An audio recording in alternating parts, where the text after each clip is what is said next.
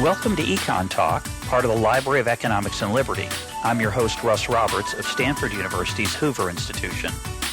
Our website is econtalk.org, where you can subscribe, comment on this podcast, and find links and other information related to today's conversation.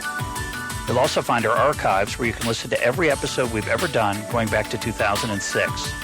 Our email address is mail@econtalk.org. We'd love to hear from you.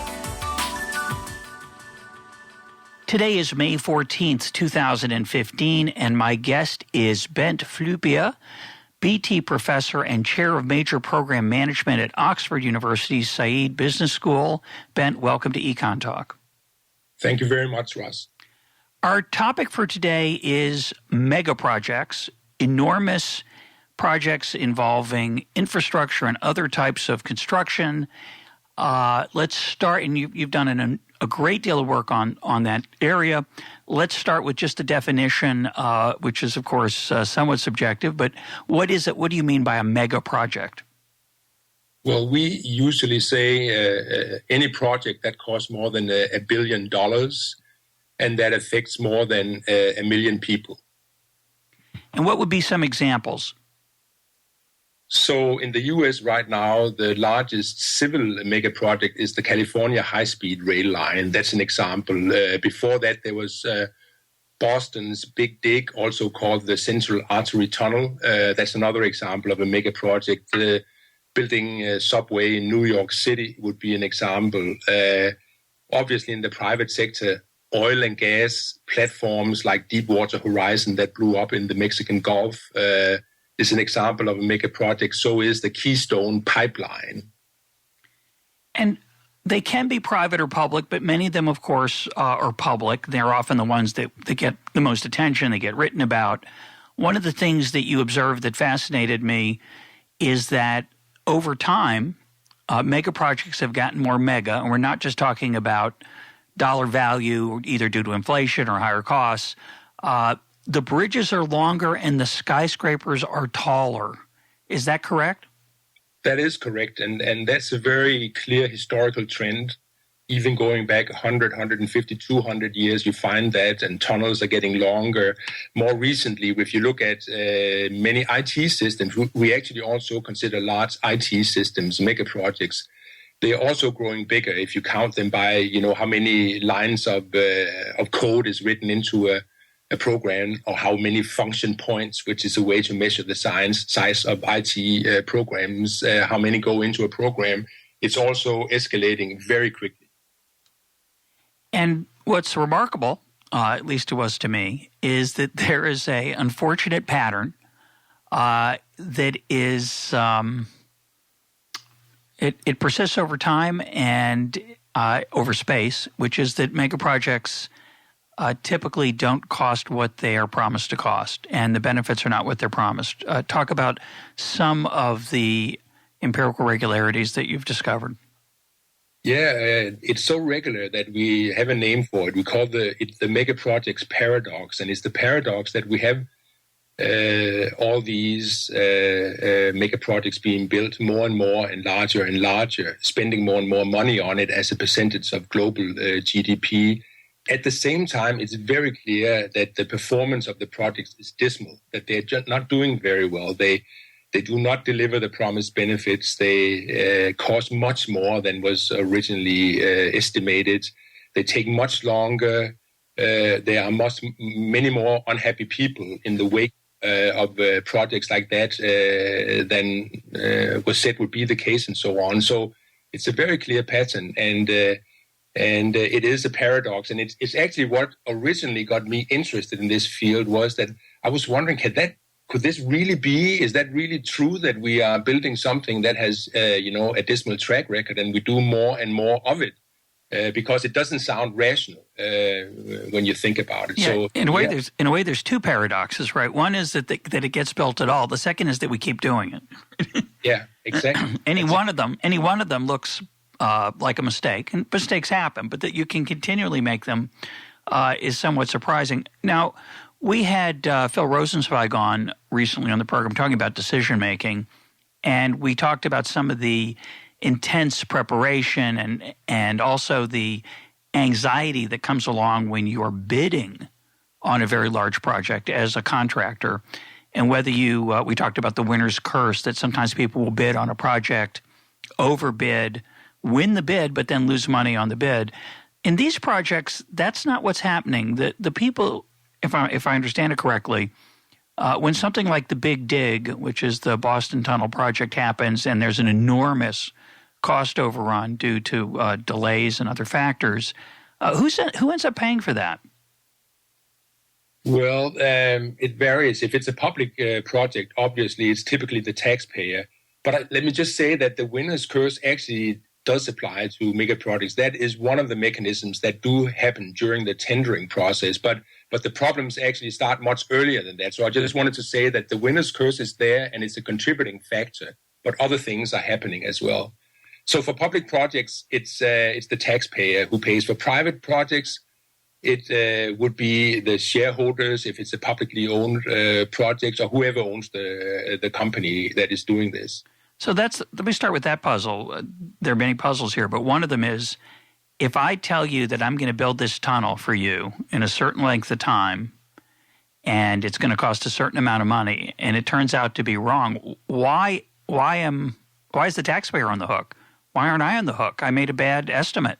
Let's say it a different way. When a contractor comes to my house and he says, I'm going to paint your house for the inside of your house for $2,000, and it ends up taking much longer than the contractor expected, and he comes to me at the end of the project, this took so much longer, I'm going to have to charge you $4. And I say, well, but you told me $2.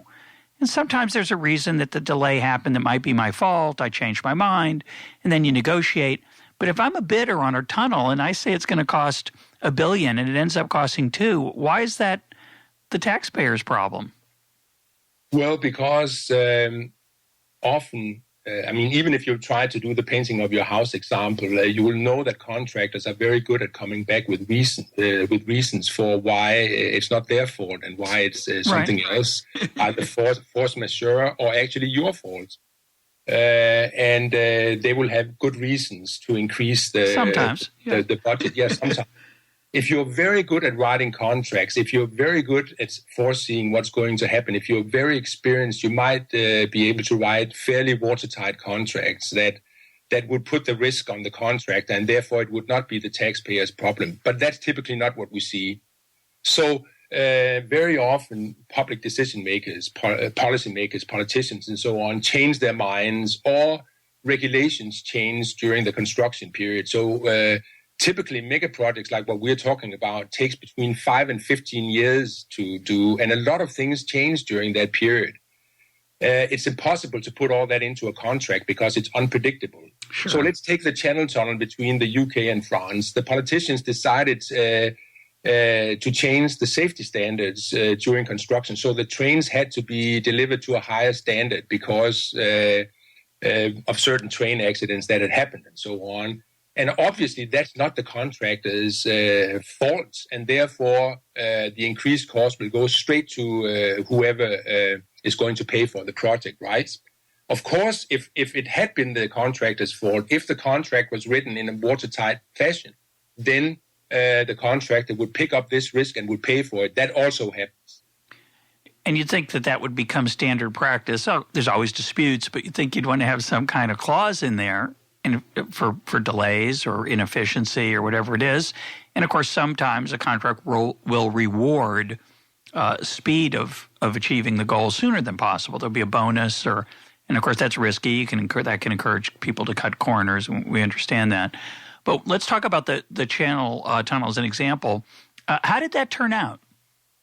How did that turn out for the taxpayer and for the traveler? So the Channel Tunnel is a 100% private project, so there was no additional cost to taxpayers on that, at least not in any direct way. There was an 80% cost overrun in real terms, so not including inflation, on the construction costs, and there was 140% cost overrun on the financing cost. The project was debt financed. And therefore, obviously, it turned out, more than twice as expensive than estimated. At the same time, only a fraction of the passengers actually turned up on the service. originally only 10% of the predicted Eurostar passengers turned up, eventually over many years growing to about 50%. So this combination of much higher costs, so double cost and half the customers, is obviously bad business. And the tunnel indeed went insolvent and couldn't pay its debts and had to be financially restructured. And the people who lost money here were the shareholders. So anybody who had bought shares in Eurotunnel, the organization that is running the Channel Tunnel, and the 257 banks that had lent money to the projects, those were the people who lost money here, not the taxpayers. If it had been a public project, then it would have been the taxpayers. And, of course, if a set of private decision makers take their risk and they lose their money, that doesn't bother me. I wonder, do you have any feeling for the differences between private and public mega projects in terms of reliability and cost versus benefits? Obviously, not every private project is you don't have data on that like you might have for the public. You do have, for example, a systematic study that you did on the Olympics, which is public, and the costs are always in the time period that you looked at. The costs are always greater than estimated. Do you think there's a difference between the private and the public?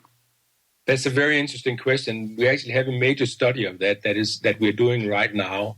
And it's interesting because the general assumption is that the private sector is more effective in delivering mega projects than the public sector. And we just wanted to test that. And the results are not final, but so far the indication is that there is not the difference that people are assuming, that it looks like both sectors are struggling with delivering mega projects effectively.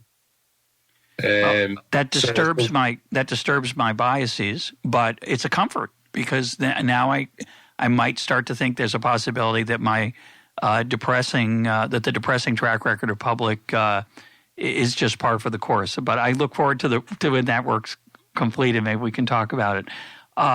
Let's talk about the reasons that these projects consistently underperform in terms of costs and benefits. And I think the ratio is 9 out of 10 is what you found, right?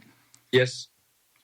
So 9 out of 10 have benefits that are underestimated, costs that are overestimated, and what was and delays? No, it's actually worse than that. 9 out of 10 have costs that are underestimated. 9 out of 10 have benefits that are overestimated, and 9 out of 10 have schedules that are underestimated. So when you combine those, it's actually a very small fraction of projects that both are done to budget, to schedule, and deliver the promised benefits. And you give, I like your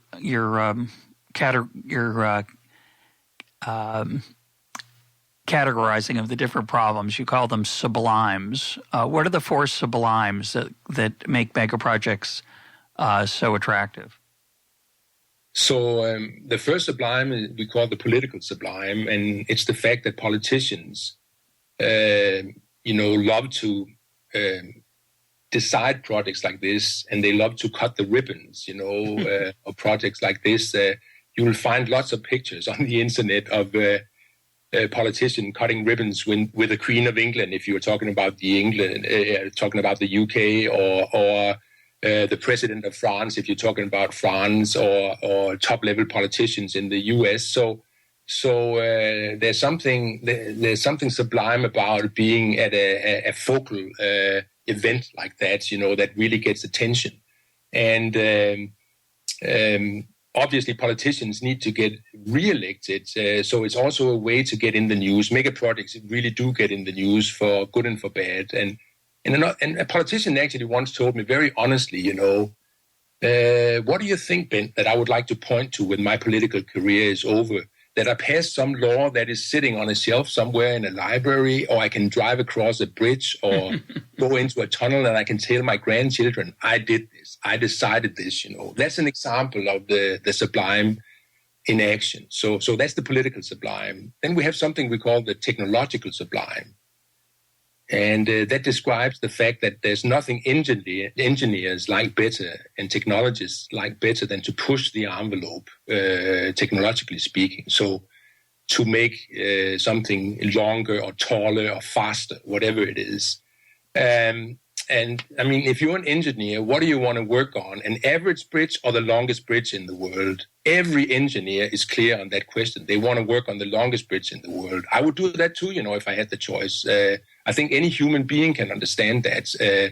And that's the sublime of doing something technologically unique and exciting. And you get that opportunity a lot in megaprojects. They really push the technological envelope in all sorts of ways all the time. So we have the longest bridge in the world every few years. We have the tallest building in the world every few decades and so on.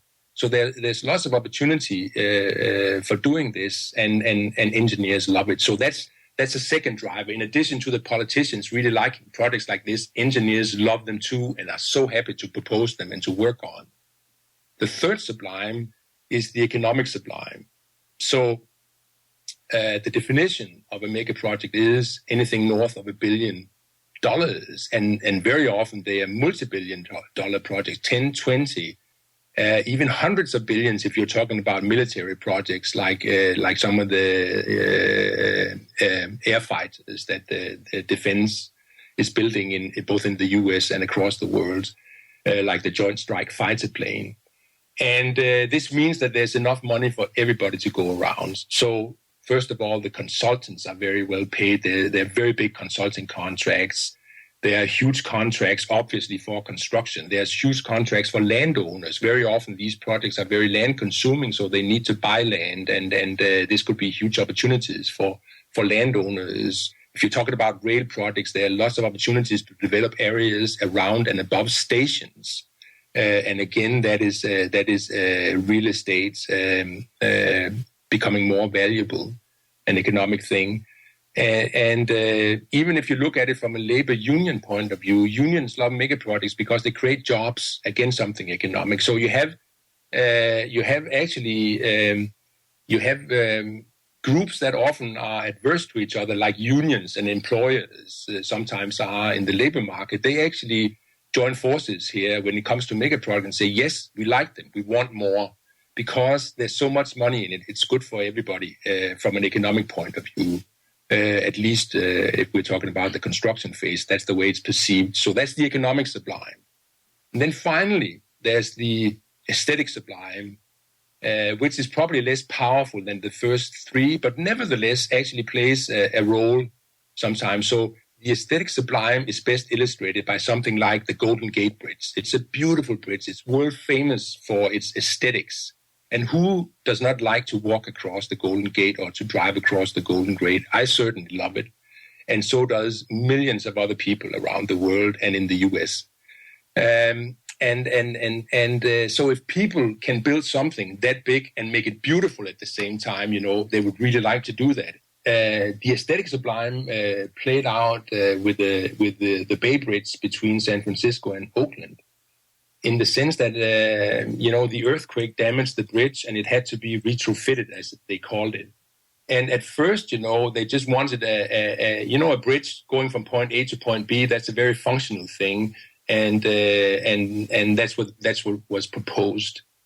Then somebody said, we can't build something that pedestrian, right next to the Golden Gate. You can actually see the two bridges from many places in the Bay Area. Yeah. We cannot build this ugly duckling, next to the Golden Gate. We need something that is aesthetically as pleasing as the Golden Gate. Let's aim for that. And then they started to redevelop the product, and it, of course, turned out that it became much more expensive because of this, as you would expect. But that's an example of the aesthetic sublime at work. And you see that in many projects that are highly visible, like bridges and skyscrapers and so on, that there's also a drive to make it beautiful. And many people see that as a benefit. Again, I certainly do. If I'm going to have a mega project, I'd rather have a beautiful one than an ugly one. And that's your fourth sublime and the driver for mega projects. And if you take them all together, you actually find that these are strong drivers that all together have us see more and more proposals for more and bigger mega projects. So in a lot of these projects, the costs are overestimated a little bit, or underestimated, and they end up being bigger than people thought. Let's talk about the benefit side for a minute. A lot of times in these public projects, economists are brought in to tell you how many dollars are going to be earned from all the visitors to this new museum, or because of the Olympics, or because of the time saved, there'll be all these travelers on these trolleys or light rails or whatever it is. And in all these cases, they almost always tend to be wrong. Is that your experience as well? We've talked mostly about the cost side, but you also said the benefit side's frequently overestimated. What's going on there? Yeah, the estimates are optimistic, and for whatever we can discuss the reasons for this later. But right now, we can just as an empirical fact, I can tell you that estimates of benefits are optimistic. Just to give you an example, for rail projects around the world, on average, rail forecasters estimate twice as many passengers as actually show up. So 100% forecasting error, and year in, year out, with no improvement. And we understand the political incentives for that, right? You want to hire, like you said, because you're a politician, you want to get the tunnel built or the rail line built or the commuter train built. You're going to naturally point to this. You're naturally going to hire firms that are going to be aggressive in how they estimate the people who travel. What's interesting to me is that it seems like, I'm going to emphasize seems like, the taxpayers get fooled every time. They say, well, this is going to be great because the study showed such and such. The study showed that the benefits are going to be huge. I do see a little bit of a backlash. Most citizens in cities seem to have caught on that the Olympics is maybe not such a great prize to win. For example, in Boston, I think it's going to have to go up to a referendum, and I have a feeling it's going to struggle to get there. And one of the reasons it's going to struggle is that the politicians are not going to be the only people waving around the numbers. There will be advocates on the other side saying this is a waste of time, and these numbers are almost always wrong. Is there any improvement possibly going on there? I think that is happening now with the Olympics, and that's one of the things that I'm very happy about the study that we put out in 2012 about the Olympics that is being used to inform the debates now. Before there was no study showing systematically across the Olympics what they had cost, what they were said to they would cost, and what they actually cost. So estimated and actual costs until we did this study in a systematic fashion. And it's being used in Boston. I've been in contact with the media in Boston and being interviewed about that. And I know the study is being used there. Norway, same thing. They have the same skepticism regarding putting on the Winter Olympics in Norway again. It already happened in Switzerland and Poland, same thing. So there are several countries around the world that is beginning to use the studies like that. And I do think that that's the only way to get improvement, is that actually citizens take these studies and they start questioning the decision makers, the politicians and other policy makers when they want to put on these big, expensive things. And of course, if a city decides that it wants to do this, that's fine. If everybody agrees, we're going to host the Olympics or whatever, and we're willing to pay the cost, that's fine. That's the way democracy is supposed to work.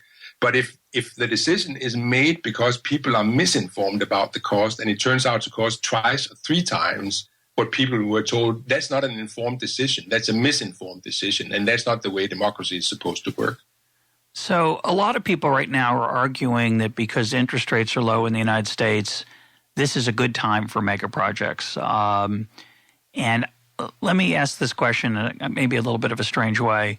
So if you ask those people, what should we be doing? Okay, so it's true that the finance costs are low. That doesn't mean that the benefits outweigh the cost for any particular project. So just because interest rates are low doesn't mean we should put a human being on Mars. It doesn't mean we should try to, say, build a super fast rail system in California. It's true that for any cost, the borrowing part of it will be lower than it otherwise would be, but it doesn't make the projects valuable in and of themselves. And I think the response would be to that point is, yeah, that's true. So you should only do projects that are good. And let's make a list, okay? We'll make a list of the top 10 projects that the United States should be doing right now. What you're suggesting in a way is that at least 9 of those 10 will turn out to be not good. Aren't there surely some mega projects that are out there that how could it be? Surely there's some big things that could be done publicly. I'm talking about public projects here that would be good, and they just they're not being done for political reasons or because people have been afraid of the interest cost. Now that interest rates are low, it's inexpensive to borrow. Shouldn't we be doing these now? Well, the question about borrowing is, like you said, is only if you're financing the mega projects by borrowed money and therefore incurred debts. Then obviously you will save money by doing it when the interest rate is low. So yes, that would be an argument for doing projects like that when interest rates are low, all other things being equal. And actually, the benefit cost ratio would be better for projects like that. If you're not using borrowed money, it doesn't matter what the interest rate is in terms of financing costs. And so that's a different question. Like if you're the public sector and you are taking the money out of the public budget, then it's not borrowed money.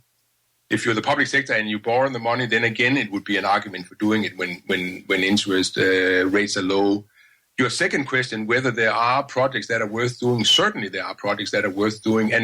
And it would only be if the business cases for the 10 projects you were talking about were made in the conventional manner, then 9 out of 10 wouldn't. Then 9 out of 10 would be problematic, and 1 out of 10 would be okay in terms of cost overrun, for instance.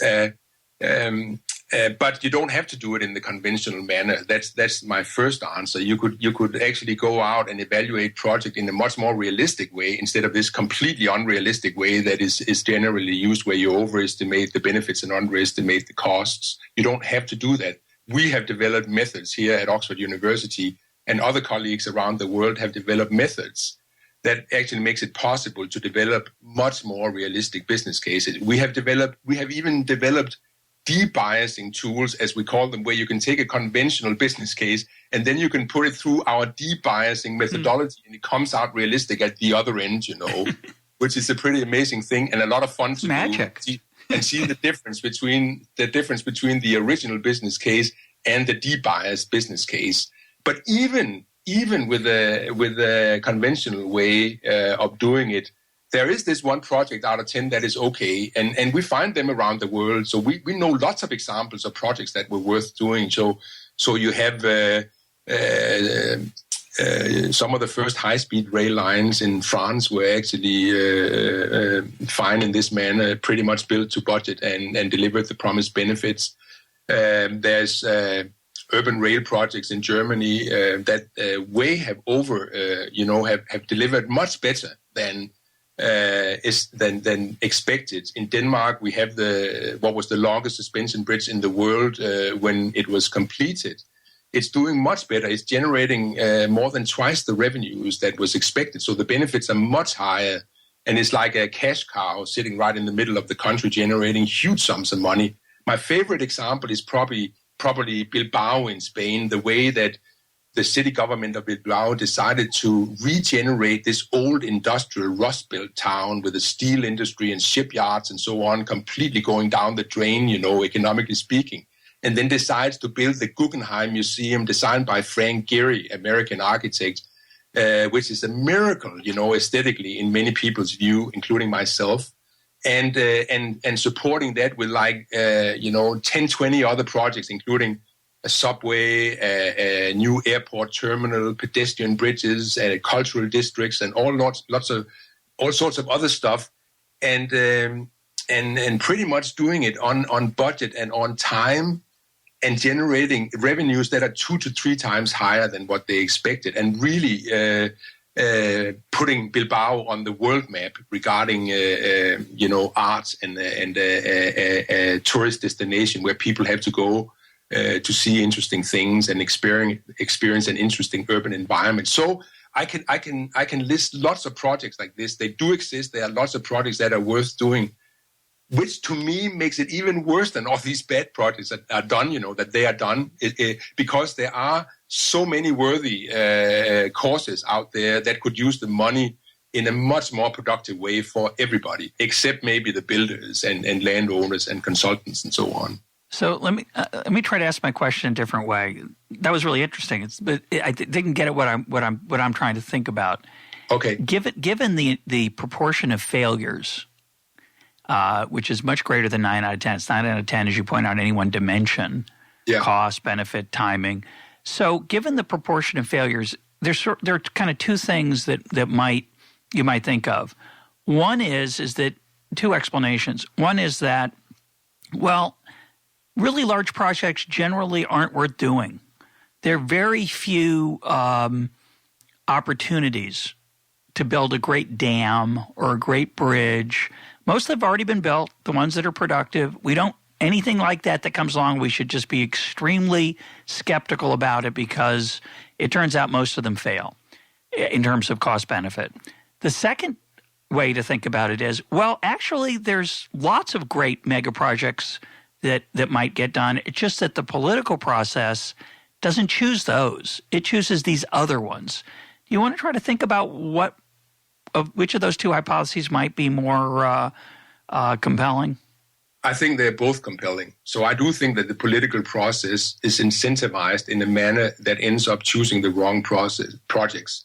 I also believe that for some projects, like dams is an example that you mentioned, and maybe energy projects in general. So often dams are actually hydroelectric dams and therefore energy projects in addition to being water projects, water management projects. If you can deliver things in smaller units, our data indicate that you're much better off, that your risks of losing money and your risk of not delivering the promised benefits are much smaller if you do things in smaller units. So if you can go small or smaller, it doesn't necessarily have to be totally small, but if you can go smaller, that's probably better than going larger. So Norway is an example of a country that has taken that to heart. They basically stopped building large dams, are now instead building lots of smaller dams, and they find that is better for the environment. And they actually produce 98% of their electricity by water, so they're completely sustainable. 98% for the whole nation of all their power is produced by water, by old large dam and newer smaller dams. So that's an example of that. But obviously, there's limits to that. You can't build a bridge in small increments. If you're going to build a bridge the Marx Brothers can, but that's Night at the Opera reference. But yeah, go ahead. Yeah, right. So there is an example of that. But if you are like the responsible politician for building a bridge across the Bosporus in Istanbul, if you have an advisor who says that do it in small increments, you might want to get another advisor. You can build it in small increments away from the construction sites, industrial productions, and so on, and maybe save money doing that. But in the end, you have to put it all together, and the bridge is as long as it is. You can't substitute it by 10 smaller bridges. So for some projects, there's no way around big, but for other projects there is. When there is a way around, generally that's preferable. Then there's the additional thing, like what if a nation or a city decides, heck, we don't care whether it costs more, we don't care if we're going to lose money on it, we do want the world's largest building, the world's tallest building, or we do want the world's longest bridge.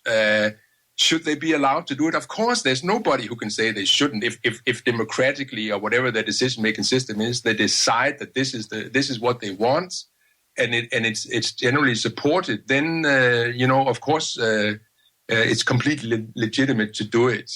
But it's not what we see. What we see generally is the first thing you said, is that the political process is rigged in a way where ineffective projects actually gets decided and built. There's a whole incentive structure that things end up wrong. Well, it's a classic example of what we call a term we often use on this program, the Bootlegger and Baptist problem. So the bootleggers are the people who, they like banning liquor sales on Sunday because then people will buy from them, the illegal sellers. The Baptists like it because they think it's wrong. God doesn't want you to drink on Sunday. So you have an alliance between people who have a self-interested motive and the people who have a more high-minded motive. So my favorite example in the United States is, some city is going to bid on bringing a sports team. Well, the main beneficiaries of the sports team are the owners and the owner and the fans, and it's a small group. But they don't sell it that way, of course. They sell it by saying, well, it's really important that the city be considered a major league city. So it's important. And I'm thinking, well, it's a nice idea, but to make the poor people pay for it in the form of higher taxes just doesn't seem like necessarily such a good idea. And that has been studied also, and it is not a good idea. Yeah. So, well, it's good for some people, and they seem to think it's a great idea. But yeah, overall, they're not very good. Let's talk about debiasing. I was talking to some friends from St. Louis recently. I lived there for 14 years, and I lived in the part of the city called near the Loop. And it's called the Loop because it used to have a trolley there. And I was sad to hear that St. Louis is building is going to rebuild the trolley there. And my friends knew I wouldn't like that, so they were telling me about it. And I said, well, I'm sure it'll be crowded all the time because it probably won't be. It's as you say, it's an aesthetic sublime there. There's a certain romance about bringing the trolley back. And, of course, there's another factor, which is the people who use the trolley are not going to be the ones paying for it. It's probably going to be fairly subsidized by either state money or federal money. It's usually how these projects – and that's another factor, obviously, that affects these decisions to build these projects. But what I'm curious about is your debiasing trick. So it sounds like magic. You put the cloak over the project and you rustle under it a little bit and you just say some magic words and then suddenly it shrunk to half its size when you pull the cloak away. Do you just simply, in this case, I would just say, okay, whatever you are predicting for the ridership of the trolley to be, cut it in half and you'll probably be in the ballpark. What other methods do you use in your debiasing techniques? Well, I think that the way you describe it is very charming, but also far from the truth. It's not a trick. It's based on Nobel Prize winning theories developed by Daniel Kahneman, professor at Princeton University. And he's sort of the godfather of what's called behavioral economics, which is a revolution in economic thinking, which is now also revolutionizing management thinking. And those are the theories that we build our debiasing methods on. So it's very, very solid theoretically. Nevertheless, it is quite simple when you think about it. What we do is that we just look at previous projects of the same kind as the one that is being planned now. And we just look, what was the actual performance of those? And you're right, if the actual performance was, as is a fact, that only half the passengers for a given rail line on average show up on that rail line, meaning you lost the other half, they were just like a fiction of the forecasters, then we actually adjust the forecast down by 50%. So that's as simple as it is on the passenger side. We do the same on the cost side. We do the same on the schedule side. Whichever variable needs to be debiased, we look at it, and we look at simple track record. We don't look at what people project into the future because we know from experience that's highly unreliable. And the theories say that you get a much more accurate forecast if you simply look at the track record for that particular type of project and you assume that the next project is going to perform like the average of the previous projects, unless you have a very specific and very strong reason to think that it's not going to perform like previous projects, like if you're bringing in the world leaders to manage it or somebody who had a proven track record that they actually was right on target with every forecast they made, the last 10, 20 forecasts, and therefore you have a reason to believe that they are accurate. Then you would not debias them like that because they've already done it themselves and you would be double debiasing, right? That would be an error. But otherwise, it's that simple. You just use past experience and you adjust the forecast by that. Well, I'm a little bit skeptical about experts, so I'm not going to, again, without naming names, I know that some rail and transportation forecasts were done by Nobel Prize winners in economics using Nobel Prize winning techniques that were cutting edge, state of the art, best, et cetera, and they were, of course, off by large amounts. I would assume that in every one of these projects, when you were pointing out these issues, they would say, "But they'd always say, well, this one's different," don't they? Yeah, they do. I mean, they do, and they used to be able to get away with that because there were no statistics to prove that the pervasiveness of the pattern that we're talking about. So project owners and project managers, project planners would say, well, sorry, we were just unlucky this time. Next time we'll get it right. Now we know that's not true, that the likelihood that they will not get it right is so high that we just can't count on it. We have to do something different. But you're right. I mean, the truth of the matter is that anybody who wants to cheat on this can cheat on this. I could cheat on this if I wanted to. You know, it's so complex that it's very easy to manipulate the forecast a little here, adjust them a little there, and you can get the number that you want. That's the truth of this kind of forecasting, and that's how it's done. If, however, you use these debiasing techniques that I'm talking about, which are completely transparent, it's much easier to understand, even by lay people, than the complex forecasting methods that are used these days. You have a better chance of actually getting people to understand what's going on. So if you're talking about the trolley in St. Louis, and I would just, in my database, I could find 25 or 50 similar projects from around the US and around the world. And I would say this is the way they performed, Ross, and on average, this is what happens. And you see that this is what they think is going to happen in St. Louis. So if St. Louis is completely off the chart, compared to usual behavior, you should smell a rat there, and you know something is fishy.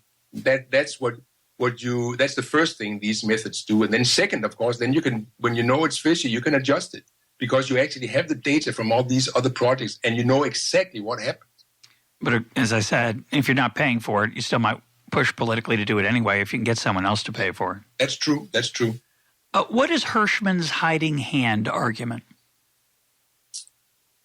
Hirschman, first of all, Hirschman was a famous economist who happened to be working at Princeton like Kahneman at the Institute for Advanced Study, also at Harvard before that. He originally came from Germany. He developed a theory called the hiding hand theory, or the hiding hand principle, as he called it, which states that we'll all be okay, that we should just go ahead and start projects because there's a hiding hand that is hiding our own problem-solving ability from us. It's hiding the real cost of the project, so we think it's going to be cheaper than it actually is, and that's actually good according to the hiding hand principle because it gets us tricked into starting projects that we wouldn't otherwise have started. But not to worry, says Hirschman and his hiding hand, because when the troubles begin, when you realize that your budget is not right, we human beings are very good at solving unexpected problems, and we'll deal with it. That's the way we are, and we'll solve it, and we'll make the project successful. That's the theory. It's an appalling argument, actually. I find it kind of shocking that it was put forward at all. And you say there was some discomfort about it, or what'd you call it, tongue-in-cheekness to it, or right? And the idea that, it's a horrible idea. It's going to cost you a ton of money, but when it's over, you'll be glad you did it, and you'll do the best you can. And otherwise, you wouldn't do it, right? That's it's about, I call it the myopic argument. It's saying, well, I'm not going to look too carefully at the estimates because then I'd be discouraged, and ignoring the possibility that maybe you should be discouraged most of the time on some of these, right? Yeah, but you have people stating this. It's rare that you get it very clearly and in public, but there's a recent example of that. The former mayor of San Francisco, Willie Brown, former California State Assembly member, he said that we should consider the first estimate or the first budget just a down payment. And he says everybody knows that. We shouldn't be hung up about that when the costs overruns start to come in. That's not a problem, because the low budget is actually useful. The thing is, we need to start digging. We need these projects, and therefore we should have a reason to start digging, and the low budgets help us do that. So he's on record saying that for the Trans-Bay Terminal project in San Francisco, which is a multi-billion transit and real estate development project, and he said the same for the San Francisco-Oakland Bay Bridge, same thing. I have the quote here. I'm going to read it because it is special. He was quoted. I've got this from your paper. He was quoted in the San Francisco Chronicle. Here's what he said: "News that the Trans-Bay Terminal is something like $300 million over budget should not come as a shock to anyone. We always knew the initial estimate was way under the real cost. Just like we never had a real cost for the subway or the San Francisco Oakland Bay Bridge or any other massive construction project. So get off it. In the world of civic projects, the first budget, it's really just a down payment. If people knew the real cost from the start, nothing would ever be approved. The idea is to get going, start digging a hole, make it so big there's no alternative to coming up with the money to fill it in. Close quote. That's a really remarkable statement. And of course, that's the core of the hiding hand principle right there. So let me, even though I made fun of it, let me defend the hiding hand for a minute. So there were many, many projects that were built long ago that may have been disasters for cost benefit and, quote, mistakes as a result. But, I'm kind of glad they're here. So let's take some examples. I'm glad New York has a subway system. I'm glad. I love the Golden Gate Bridge. I love the Brooklyn Bridge. I suppose the Panama Canal is a good thing. These are all examples I think you mentioned of, at least some of them, were big cost overruns. Maybe the Sydney Opera House is, gorgeous, extraordinary building.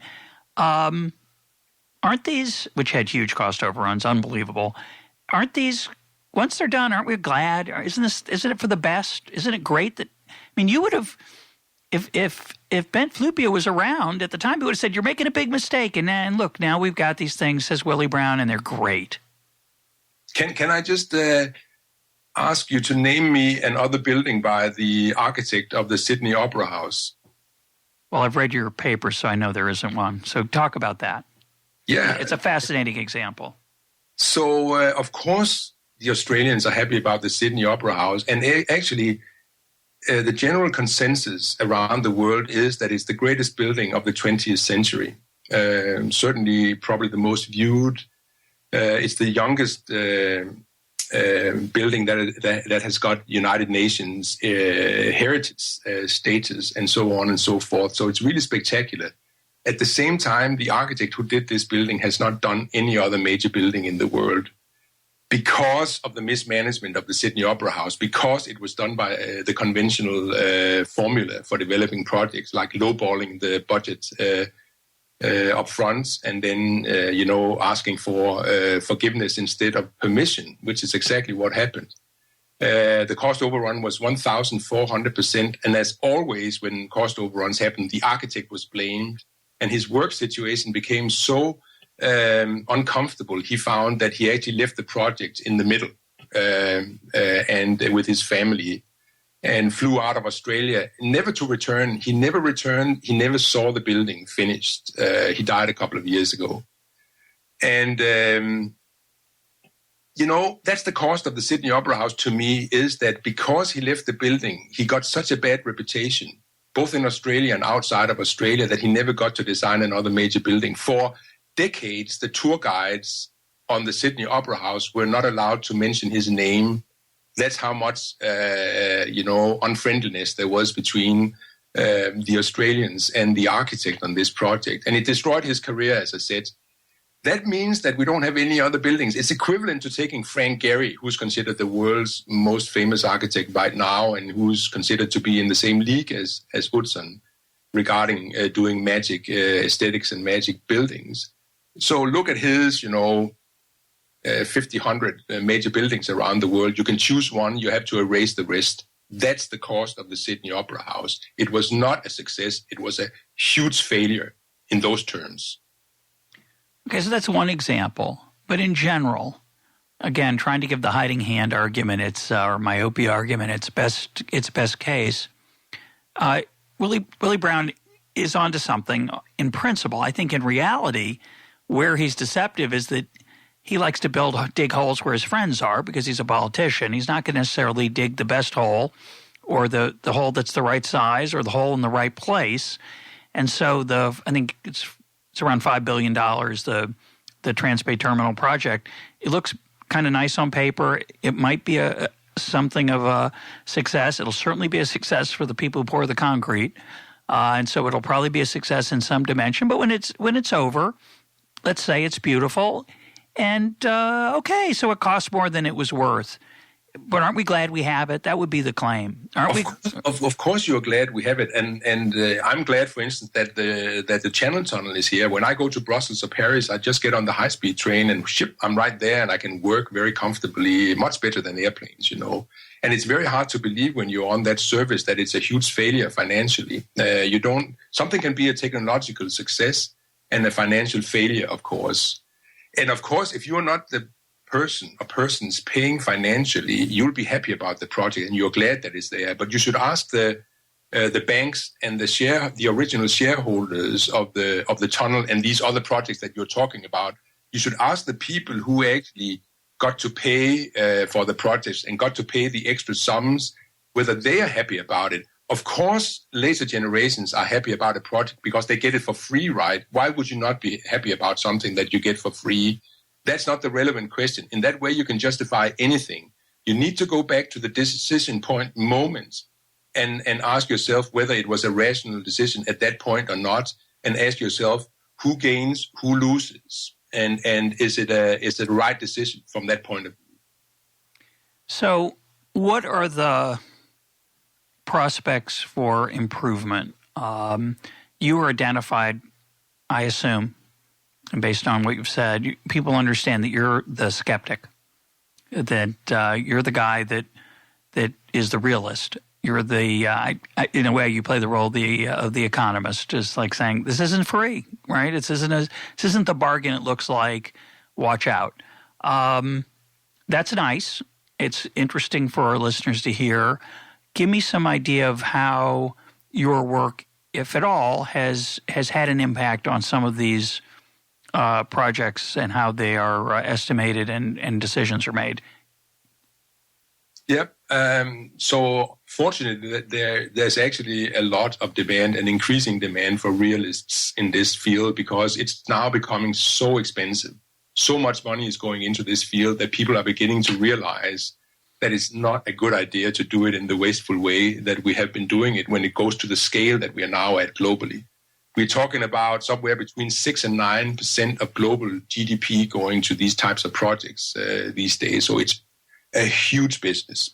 And even if you could save, 5% in efficiencies, it would be huge numbers around the world. And you can easily, in my view. So governments are actually beginning to realize that, private companies are beginning to realize that banks who have got burned on financing projects that turned out to be financially non-viable are very interested in this. So they hire people like me, to get a more realistic view. Right now, we are training here at Oxford University all the top civil servants in the UK government who are responsible for the major projects in the UK, several hundred top civil servants from permanent secretaries and a couple of layers down.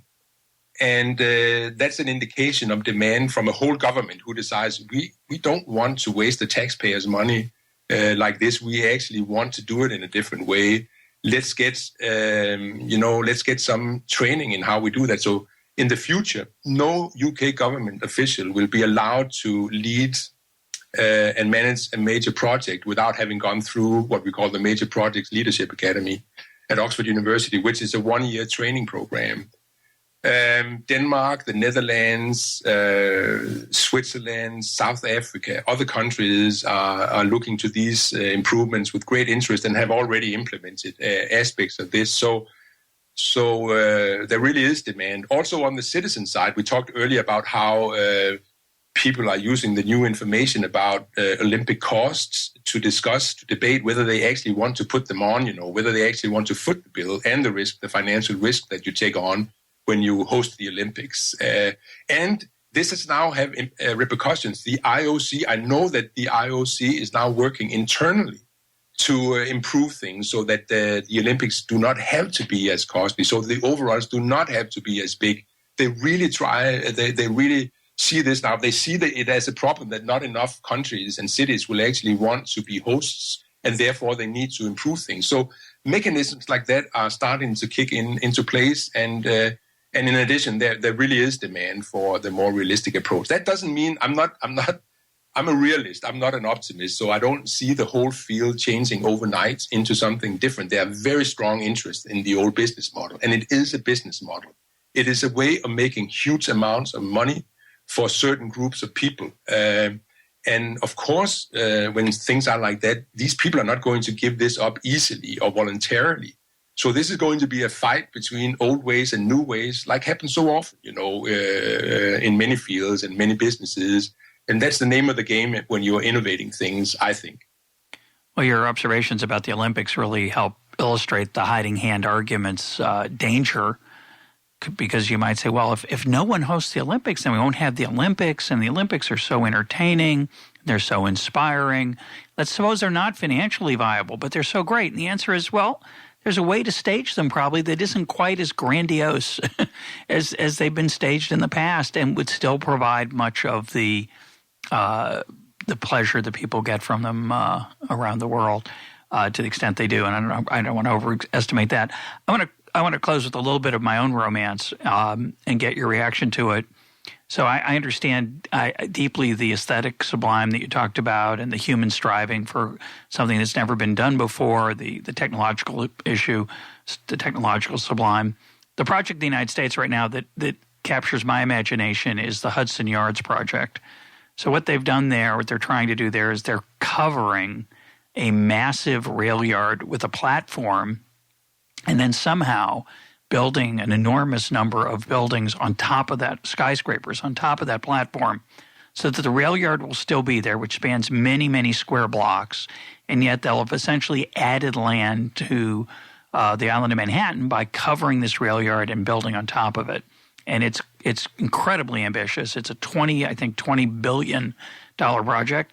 And I'd like to say it's private. It's somewhat private, at least. Of course, the city is intimately involved in real estate. So that kind of project, it's a wonderful thing that human beings try to do that. It's inspiring. It's creative. It's part of the human spirit.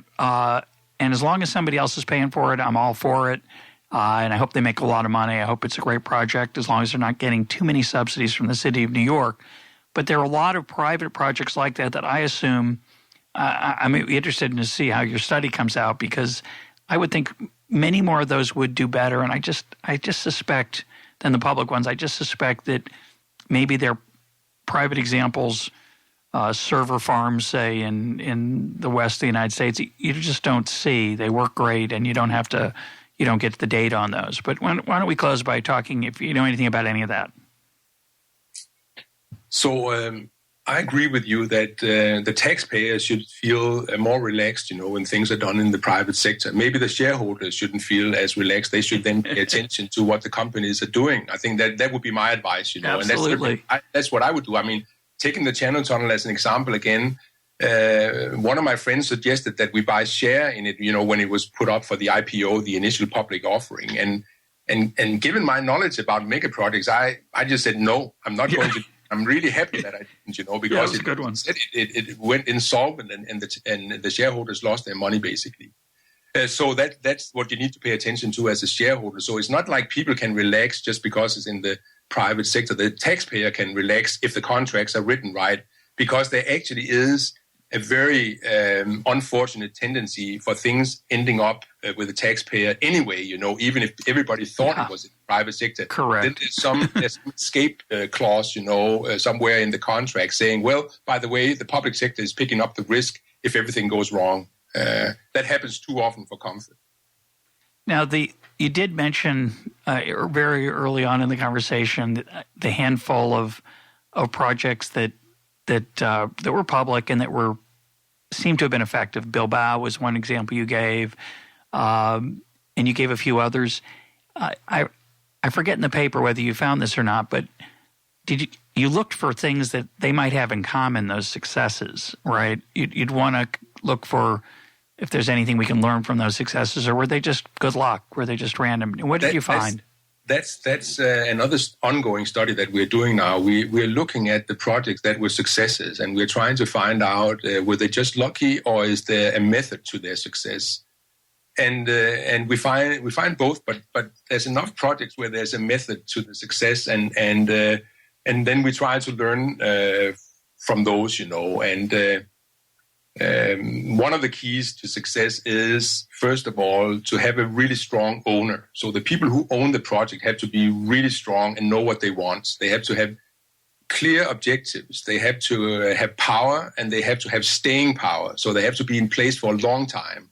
There's a problem that many of the projects we talk about here have a much longer life cycle than the political life cycle. So politicians are elected every 4 or 5 years, whichever country you're in, but the projects last 5 to 15 years. So that's not very well synchronized, So somebody at the front of the project might think, hey, I'm going to decide this because I'm not going to be around, when see whether it's a good idea or not. I will get all the kudos and the benefits and the public exposure for being the person who made the decision. And I have the benefit of not being around when we're going to see whether it was a good decision or not. That's a recipe for disaster. You actually need decision makers that are in place and have staying power. Then they need to hire people who have done it before. If you're building a mega project or several mega projects, if you're doing the Atlantic Yards, you want somebody who has done an Atlantic Yard before. This sounds so self-evident, you would think that it's always adhered to. It's not the case. You'd be surprised to see how many project managers are doing projects that basically they haven't done before. So you are paying as the owner for an experiment where you're having somebody trying to do a project that they haven't done before.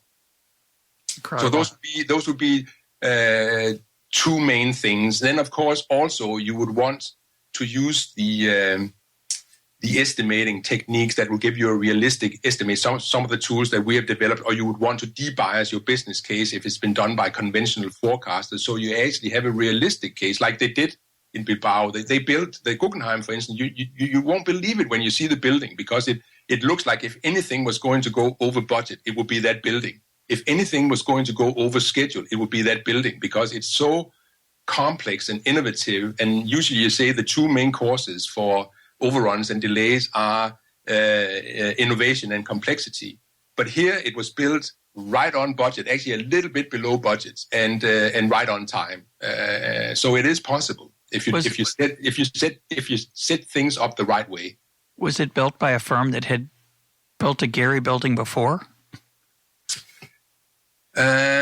Some of the contractors involved had built Gehry buildings before, but others were local. And this is actually one of the things. This is, according to Gehry, one of the secrets to having success with his buildings is using local contractors. Really good local contractors is a good idea, according to Gehry. I wonder if that's. I wonder why. Maybe they'd be embarrassed to be to have a big cost overrun and take too long. Their friends keep saying to them, "Hey, where's the building? What's going on there?" Maybe, I don't know. Your other observation, if I remember the paper, is that it's hard to systematically compare these successes to the failures because there's so few of them. Your database isn't big enough. That's true. And that's a kind of funny result that we can't find enough successes to have a statistically valid database. We have a statistically valid database for projects on average and for failures, but we can't find enough successes to have a large enough database to produce statistically valid answers. That's okay. I mean, there are still methods that you can use in order to establish whether it's likely to be luck or not for the individual client or the individual builder. So, Ben, you are from Denmark originally, and yes. for listeners, I'm going to tell you that his last name is spelled Flyvbjerg. I think I got that right, but it's pronounced Flyvbjerg, and we will, of course, have links to Ben's papers and his webpage, so you don't have to worry about spelling it correctly. But my guest today has been Ben Flyvbjerg. Ben, thanks for being part of EconTalk. Pleasure, Ross. Thank you.